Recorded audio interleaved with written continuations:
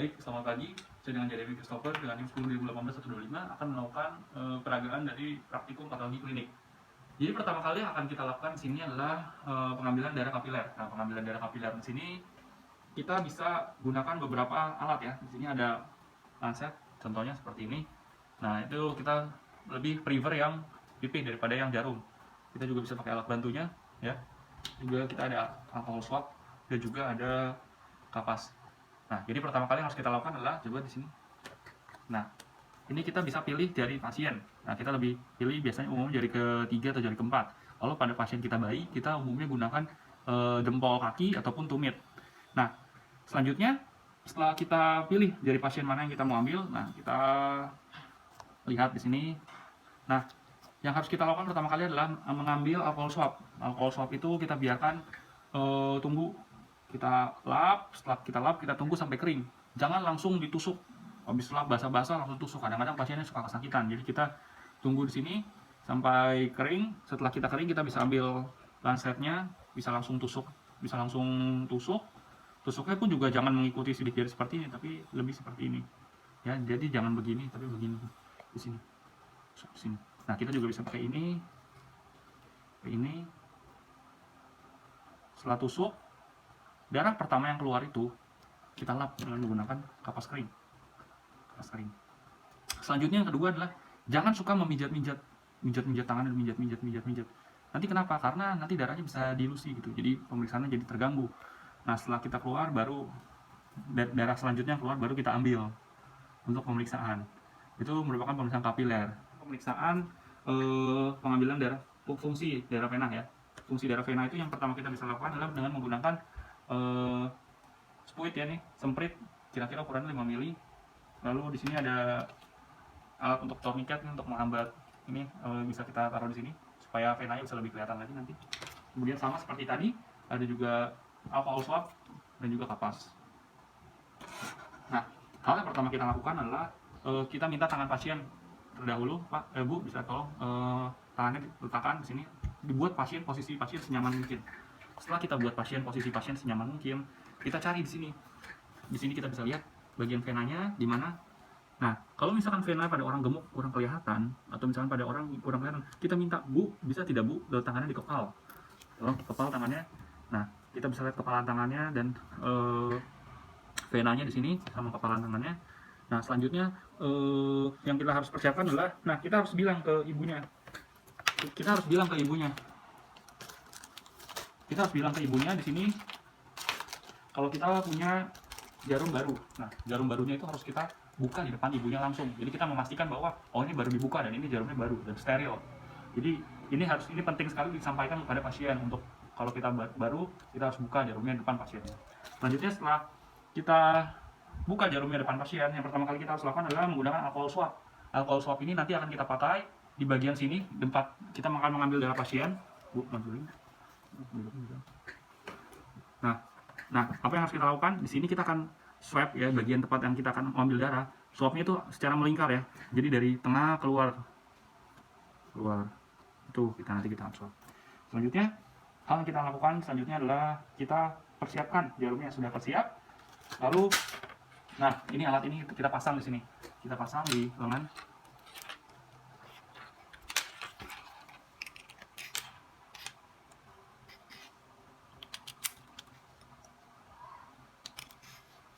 Juga jangan terlalu keras ya, yang penting pas aja. Jangan terlalu keras, Bu. Lalu kita minta ibunya untuk mengepalkan tangan. Setelah kita mengepalkan tangan, ibunya sudah mengepalkan tangan, kita akan lihat di sini venanya akan lebih terlihat kembali kan. Nah, kalau vena sudah terlihat, kita ambil jarumnya suntik pertama. Nah, kita nggak boleh langsung tusuk di bagian sini. Dan untuk satu lagi, untuk yang bagian yang sudah kita berikan alcohol swab, jangan kita sentuh lagi. Kalau kita sentuh, kita harus kasih alcohol swab lagi karena udah steril. Selanjutnya kita ambil sempritnya, kita lihat di sini kalau seandainya ada venanya di sini, kita nggak boleh langsung tusuk di sini, tapi kita mundur dulu sedikit 0,5 cm lah, setengah cm. Lalu untuk sudut kemiringannya bisa 10 derajat sampai 30 derajat, tergantung kebutuhan.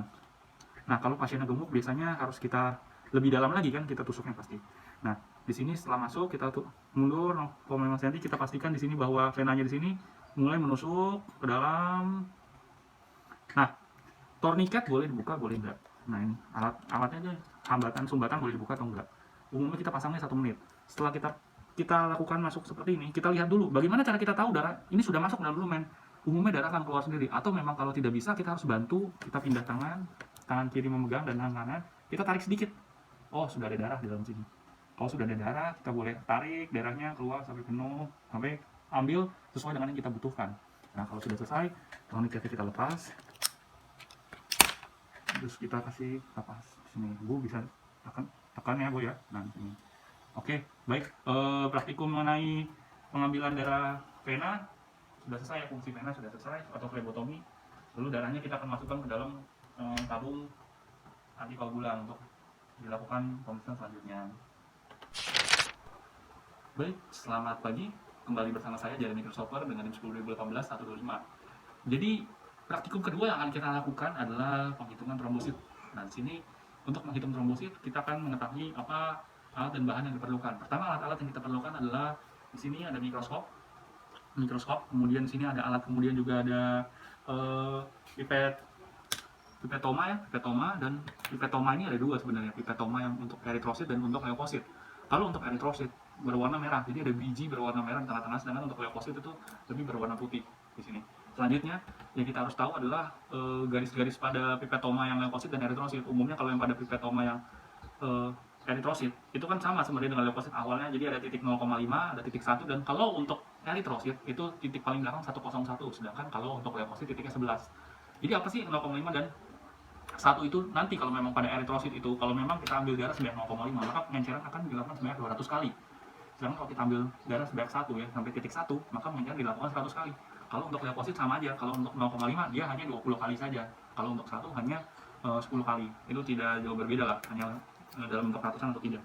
Kemudian yang kita perlukan lagi kemudian adalah ruang ukur Neubauer dan juga cover glass-nya. Cover glass-nya di sini. Ada cover glass ya.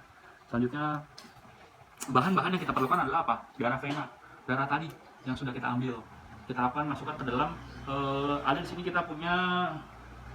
Nah, di sini darah. Nah, ini darahnya di sini ya. Ada, udah saya pindahkan ke sini. Ini udah sama, isinya udah antikoagulan. Selanjutnya yang kedua juga di sini ada amonium oksalat ya untuk pengencernya, untuk melisiskan eritrosit. Kenapa kita penting untuk melisiskan eritrosit dengan amonium oksalat? Kenapa? Karena supaya nanti memudahkan kita untuk melakukan pembacaan pada trombositnya, jadi nggak mengganggu. Dan yang terakhir adalah di sini air untuk membasuh. Jadi setelah kita lakukan pertama kali sudah kita ambil darah dalam koagulan. Pertama yang harus kita lakukan adalah kita ambil pipetoma yang eritrosit. Lalu kita sambungkan dengan spuit. Setelah kita sambungkan dengan spuit, selanjutnya yang kita lakukan adalah kita basuh dulu. Pipetomanya. Kenapa? Karena eritrosit itu sifatnya lengket. Jadi kita basuh dulu ya. Kita basuh, ambil air, lalu kita buang. Nanti airnya setelah kita basuh, lalu kita keringkan dulu terlebih dahulu. Keringkan dulu dengan tisu, keringkan semuanya sudah kering. Sudah tidak ada air di sini lagi, maka kita selanjutnya akan ambil darah yang sudah kita gabungkan dengan NTA atau antikoagulan. Nah, bisa maju kembali. Nah, di sini kita ambil darahnya ya. Kita ambil darahnya sampai di titik 0,5 aja. Sampai di titik 0,5, tarik sedikit. Setelah sudah sampai titik 0,5, kita masukkan ke dalam amonium oksalat. Nah, kita ambil sampai angka 101. Tarik semuanya sampai 101. Kalau sudah, kita lepaskan spuitnya. Nah, ini yang tersisa hanyalah pipetomanya. Pipetomanya di sini kita lakukan pertama kali adalah kita aduk terlebih dahulu. Kita aduk dengan bentuk angka 8. Aduk. Setelah diaduk, kita akan buang kembali di tisu atau di wastafel juga boleh. Sedikit darahnya, kita buang sedikit darahnya yang sudah kita ambil, buang sedikit. Setelah kita buang sedikit, nah selanjutnya kita akan menaruh ke gelas Neubauer. Tapi apa yang harus kita lakukan? Ini karena masih kotor, kita harus gunakan tisunya harus tisu baru. Kita boleh pakai tisu atau pakai apa untuk membersihkan ya. Kita bersihkan dulu terlebih dahulu. Juga cover glassnya kita bersihkan dulu terlebih dahulu. Nah, ini cover glassnya sudah kita bersihkan. Nah, yang harus diperhatikan adalah cover glassnya kita pakai, kita ambil, kita tutup dulu gelas Neubauernya. Kamar hitung Neubauernya kita sudah tutup. Nah, yang kita harus perhatikan adalah umumnya kamar Neubauer itu punya tinggi 0,1. Jadi kalau seandainya ada perubahan pada tingginya, berarti otomatis volume darahnya juga akan berubah. Yang kedua adalah ketika kita memberikan darah dalam kamar Neubauer, itu kita tidak boleh taruh di ininya, selokannya, tapi kita taruh tengah-tengah sedikit dengan cara kayak kita kasih di sini kasih sedikit.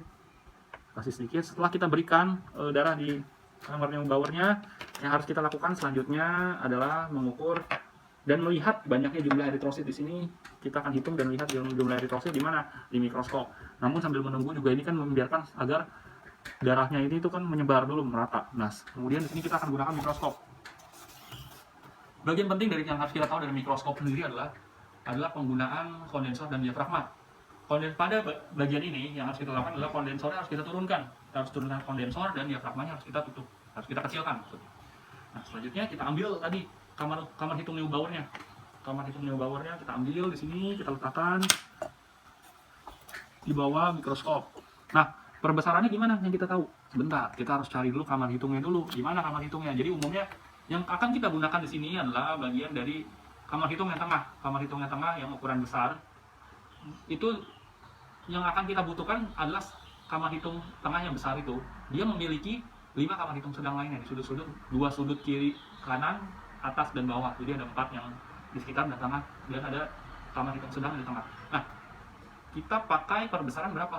Gitu. Kita cari dulu, setelah kita cari, kita pakai perbesaran berapa? Pertama kali kita pakai perbesaran 10 untuk cari apa? Cari kamar hitung yang besar di tengah. Setelah kita cari, pertama kita cari ya kamar hitung yang besar tengah, kita cari. Setelah sudah kita temukan, maka kita akan mencari kamar hitung yang sedang. Kamar hitung yang sedang kita akan cari. Umumnya kamar hitung besar juga boleh kita pakai untuk menghitung. Kalau pada trombositopeni, umumnya kalau memang sel-sel sangat sedikit gitu, kita bisa gunakan kamar hitung besar. Namun kalau kamar hitung yang sedang itu kan kita melihat dengan menggunakan penelitian. Jadi perbesaran hanya cukup 10 tadi kita untuk cari kamar hitung besar, dan sekarang kita perbesaran kita akan putar ke 40. Kita putar ke 40. Setelah kita putar, sini kita lihat lagi kamar hitungnya, kamar hitung sedang kita cari. Nah, untuk mengukur setelah kita temukan kamar hitung sedangnya, kita akan melakukan perhitungan eritrosit. Nah, perhitungan eritrosit yang baiknya kita lakukan adalah kalau memang dari kamar hitung tadi yang kita sudah lihat, yang kita boleh baca adalah itu bagian yang menyentuh bagian garis atas dan bagian kiri, batas atas dan batas kiri, sedangkan batas bawah dan batas kanan tidak dihitung. Nah, perhitungannya pun juga dari kiri ke kanan terus ke bawah, jadi kayak seperti ular gitu. Jadi kayak dari kiri ke sana ke bawah putar begini terus. Namun yang kita hitung hanya bagian yang berbatasan dengan atas dan berbatasan dengan samping. Baik, perhitungan sudah selesai. Ya. Baik, kembali bersama saya dengan praktikum ketiga. Di sini kita akan melakukan retraksi bekuan ya. Nah, apa sih fungsi dari kita melakukan praktikum retraksi bekuan? Untuk melihat jumlah dan fungsi trombosit di sini. Jadi apa saja bahan dan alat yang kita perlukan? Pertama, di sini kita perlukan batang lidi. Kemudian kita perlukan adalah tabung sentrifuge. Nah, di sini kita juga bisa pakai semprit 5 mili. Dan terakhir adalah alkohol 70%.